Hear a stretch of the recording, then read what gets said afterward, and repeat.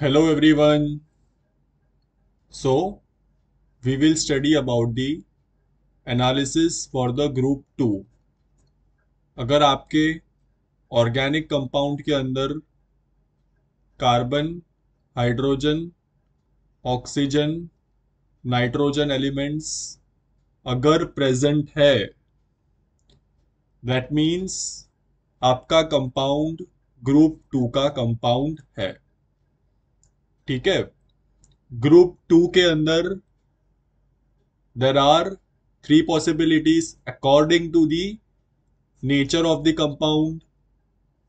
आपका compound acidic nature का भी हो सकता है, आपका कंपाउंड बेसिक नेचर का भी हो सकता है, या फिर आपका कंपाउंड न्यूट्रल भी तो हो सकता है।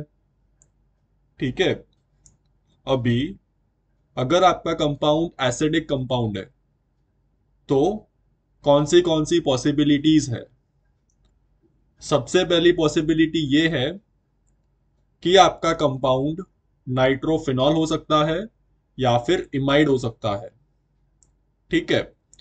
उसके बाद अगर आपका कंपाउंड बेसिक कंपाउंड है तो आपका कंपाउंड प्राइमरी अमाइन भी हो सकता है, सेकेंडरी अमाइन भी हो सकता है, टर्शियरी अमीन भी हो सकता है, या फिर वो नाइट्रो एनिलीन भी हो सकता है। क्या मतलब है इसका।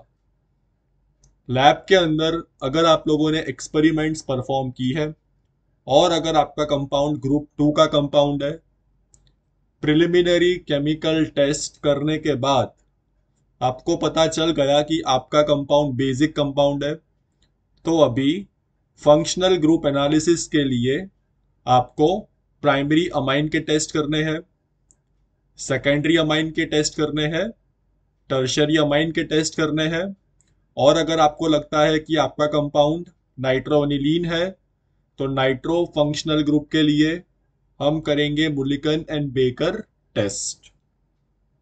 ठीक है। थर्ड पॉसिबिलिटी, आपका कंपाउंड न्यूट्रल कंपाउंड है।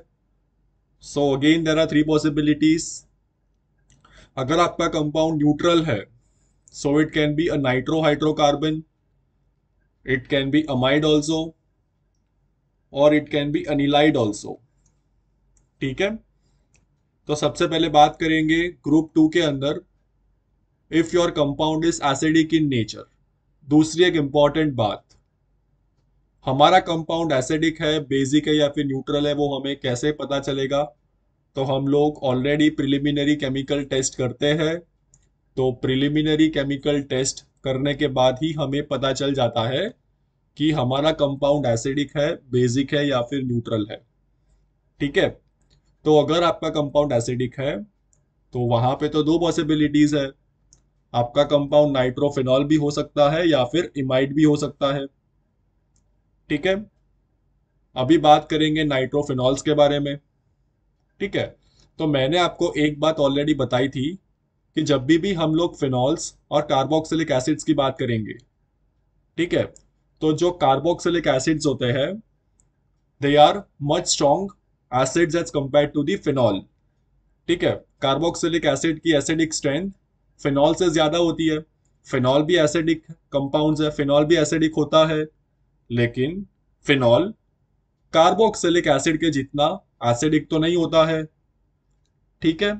इसीलिए हमारे जो फिनॉल्स होते हैं ना, वो सोडियम बाइकार्बोनेट के साथ रिएक्शन नहीं करते हैं। ठीक है। ये बात आपको याद रखनी पड़ेगी। फिनॉल्स जो होते हैं वो वीकली एसिडिक होते हैं, सो इसीलिए वो सोडियम बाइकार्बोनेट के साथ कार्बन डाइऑक्साइड के एफर्वेसेंस नहीं देते हैं। पर अगर हम बात करें नाइट्रोफिनॉल्स के बारे में, फॉर एग्जांपल 2,4,6 ट्राइनाइट्रोफिनॉल, अभी हम सबको पता है कि इलेक्ट्रॉन विड्रॉइंग ग्रुप्स जो होते हैं वो एसिडिक स्ट्रेंथ को इंक्रीज कर देते हैं। तो अभी 2,4,6 ट्राइनाइट्रोफिनॉल के अंदर तो 3 नाइट्रो ग्रुप लगे हैं। ठीक है। 3 इलेक्ट्रॉन विड्रॉइंग ग्रुप्स लगे हैं, मतलब 2,4,6 ट्राइनाइट्रोफिनॉल बहुत ही ज्यादा एसिडिक कंपाउंड है, ठीक है। मतलब 2,4,6 ट्राइनाइट्रोफिनॉल सोडियम बाइकार्बोनेट के साथ रिएक्शन करके कार्बन डाइऑक्साइड के एफर्वेसेंस को लिबरेट करेगा, ठीक है। ओके, नाइट्रोफिनॉल्स के अंदर अगर हम लोग को नाइट्रो ग्रुप को लैब के अंदर अगर कंफर्म करना हो तो हम परफॉर्म करेंगे मुलिकन एंड बेकर टेस्ट, ठीक है। इसी लेक्चर के अंदर हम लोग मुलिकन एंड बेकर टेस्ट के बारे में स्टडी करने वाले हैं, ठीक है। ओके, सो ये था नाइट्रोफिनॉल्स के बारे में। दूसरी एक बात, जनरली हमारे जो नाइट्रोफिनॉल्स होते हैं ना, ठीक है, नाइट्रोफिनॉल्स जो होते हैं सोडियम हाइड्रोक्साइड सॉल्यूशन के अंदर डिसॉल्व होके येलो कलर का सॉल्यूशन देते हैं। Okay, now coming to the imides part. Imides जो होते हैं सोडियम हाइड्रोक्साइड के साथ जनरली, इमाइड्स जो होते हैं सोडियम हाइड्रोक्साइड के साथ हाइड्रोलाइज होके अमोनिया गैस को लिबरेट करते हैं, ठीक है। So this was all about the case जब आपका कंपाउंड ग्रुप 2 का है और वो एसिडिक इन नेचर है। अब बात करेंगे ग्रुप 2 कंपाउंड्स के बारे में। ग्रुप 2 कंपाउंड्स के अंदर अगर आपका कंपाउंड बेसिक नेचर का है तो फंक्शनल ग्रुप एनालिसिस के लिए आपको परफॉर्म करना पड़ेगा प्राइमरी अमाइन के लिए टेस्ट, ठीक है।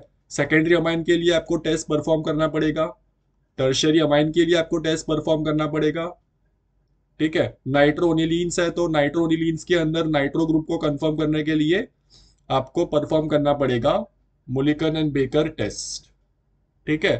तो सबसे पहले हम स्टार्ट करते हैं distinguishing test between primary, secondary and tertiary amines, ठीक है। तो सबसे पहला टेस्ट होता है हिंसबर्ग टेस्ट, ठीक है। अभी हम डिस्कस करते हैं किस तरह से हम लैब के अंदर, किस तरह से हम लोग प्राइमरी, सेकेंडरी और टर्शियरी अमाइंस के बीच में डिस्टिंग्विश कर सकते हैं बाय परफॉर्मिंग सर्टन टेस्ट। तो प्राइमरी, सेकेंडरी और टर्शियरी अमाइंस को डिस्टिंग्विश करने के लिए सबसे पहला टेस्ट होता है हिंसबर्ग टेस्ट। तो हमारे पास टेस्ट ट्यूब के अंदर हमारा होगा प्राइमरी अमाइन, दूसरा होगा बेंजीन सल्फोनिल क्लोराइड, तो ये रहा आपका benzene sulphonyl chloride and potassium hydroxide solution, ठीक है। सो बेंजीन सल्फोनिल क्लोराइड ये रहा आपका प्राइमरी अमाइन, ये जो नाइट्रोजन है एक ही आर ग्रुप के साथ बॉन्डेड है, it is a primary amine, ठीक है। और पोटेशियम हाइड्रोक्साइड सॉल्यूशन होगा। अभी यहां पे रिएक्शन होगी, ठीक है। तो ये जो HCl है that will be removed and this compound will be formed. तो ध्यान से ऑब्जर्व करो रिएक्टेंट को और प्रोडक्ट को, ये रहे आपके रिएक्टेंट्स और ये रहे आपके प्रोडक्ट्स, ठीक है। तो जब भी बेंजीन सल्फोनिल क्लोराइड की रिएक्शन हम करवाएंगे प्राइमरी अमाइन के साथ तो HCl गैस निकल जाएगा and you will get this particular product, ठीक है। यहां पे आपको एक बात ऑब्जर्व करनी है कि यहां पे ये जो नाइट्रोजन है उसके ऊपर हाइड्रोजन लगा हुआ है, उसके साथ एक हाइड्रोजन बॉन्डेड है। अब ये हाइड्रोजन की एक स्पेशलिटी है, स्पेशलिटी ये है कि ये वाला जो हाइड्रोजन है वो एसिडिक हाइड्रोजन है, ठीक है ना। ये वाला जो हाइड्रोजन है वो एक एसिडिक हाइड्रोजन है, ठीक है। सो आई होप यू नो कि ये वाला हाइड्रोजन एसिडिक हाइड्रोजन क्यों है, ठीक है ना।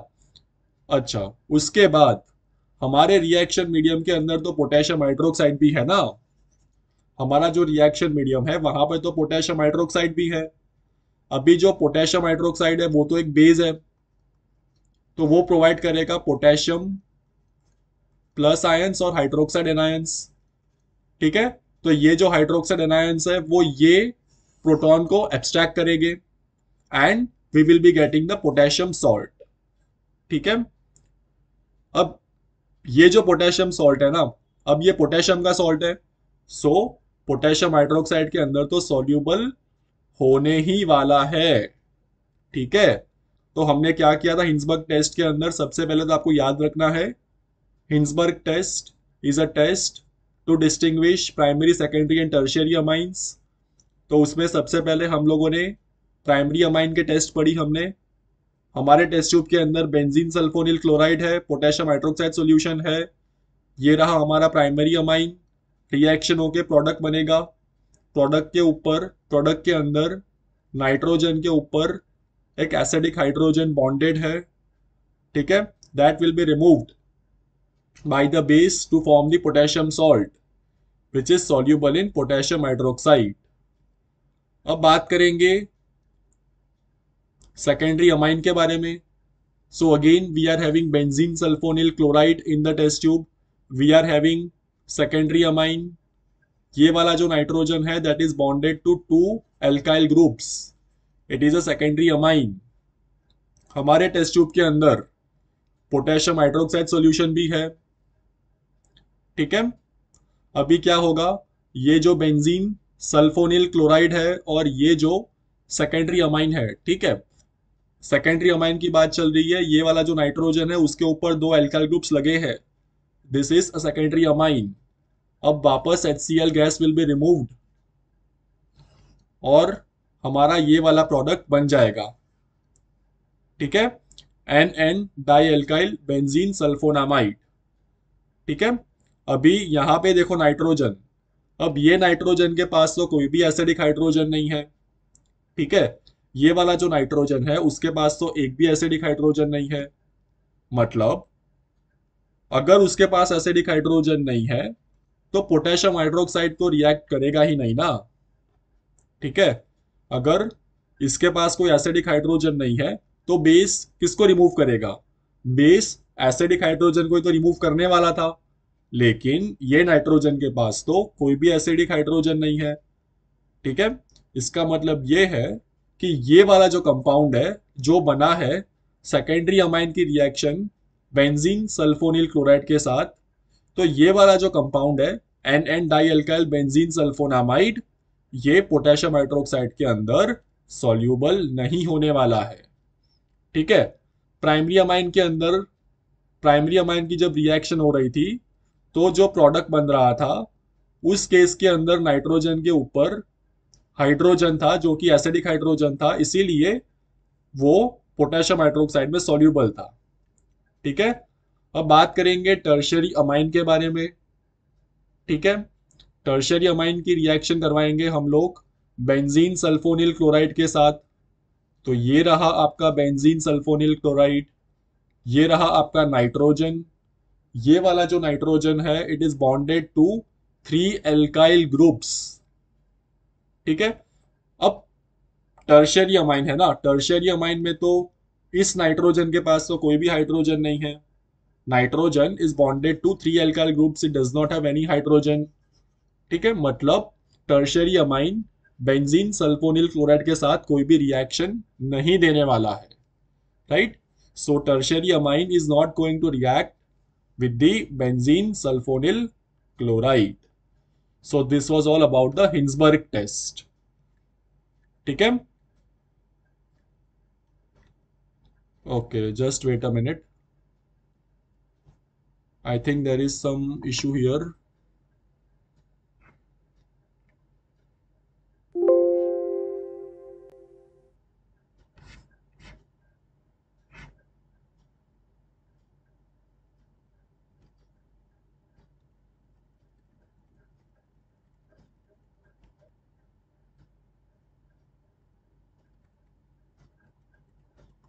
Okay, so I need to stop this particular video, ठीक है। We will continue in the next lesson. Thank you very much for discussion.